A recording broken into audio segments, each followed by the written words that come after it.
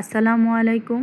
যারা নতুন রাঁধুনি আছেন তাদের জন্য আজকের আমার এই রেসিপি চিচিঙ্গা দিয়ে ছোট চিংড়ি মাছের রেসিপি। তো চলুন আমরা মূল রান্নায় চলে যাই। রান্না করার জন্য প্রথমে আমি একটি কড়াই নেব, তারপর কিছু সংখ্যক তেল ঢেলে দেব।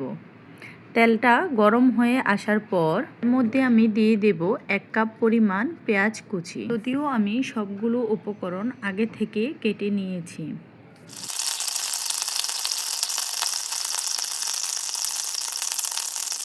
পেঁয়াজ কুচি দেওয়ার পর এখন আমি দিয়ে দেব কিছু সংখ্যক কাঁচামরিচ।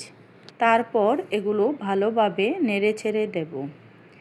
পেঁয়াজটা যখন লাল লাল হয়ে আসবে তখন এই মুহূর্তে আমি অ্যাড করে দেব ছোট চিংড়ি মাছ।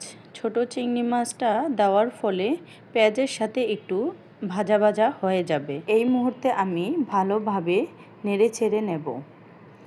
ভালোভাবে নেড়ে ছেড়ে নেওয়ার পর যখন চিংড়ি মাছটা লাল লাল হয়ে আসবে তখন আমি এক এক করে মশলা ছেড়ে দেব। প্রথমে আমি দিয়ে দিব সামান্য পরিমাণ হলুদ গুঁড়া। এখানে আমি হলুদের গুঁড়ার পরিমাণটা বেশি দেব না, সামান্য একটু দেব। তারপর দিয়ে দেব লবণ। লবণের পরিমাণটা একটু বেশিই দেব। এখন আবার একটু ভালোভাবে নেড়ে চেড়ে নেব। চিংড়ি মাছটা যখন ভাজা ভাজা হয়ে আসবে তখন আমি অ্যাড করে দেব চিচিঙ্গা। চিচিঙ্গা মূলত আগে থেকে ধুয়ে রাখতে হয়, না হলে ঝোলের পরিমাণটা বেশি হয়ে যাবে। এই পর্যায়ে আমি সবগুলো চিচিঙ্গা দিয়ে ভালোভাবে নেড়ে চেড়ে নেব যাতে মশলার সাথে ভালোভাবে মিক্সড হয়ে যায়।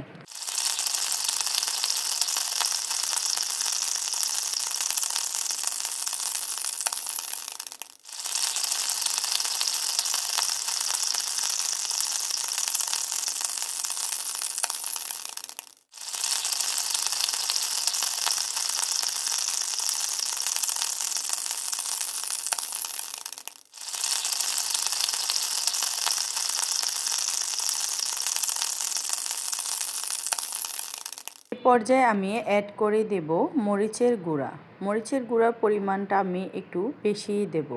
এই পর্যায়ে আমি সামান্য পরিমাণ ঝোল দেব। এখন সবগুলো আবার ভালোভাবে নেড়েচেড়ে দেব। পর্যায়ে আমি অল্প আঁচে ভালোভাবে সিদ্ধ করে নেব।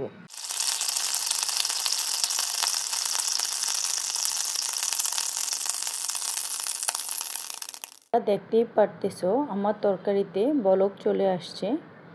এ পর্যায়ে আমি অ্যাড করে দেব ধনিয়া পাতা কুচি।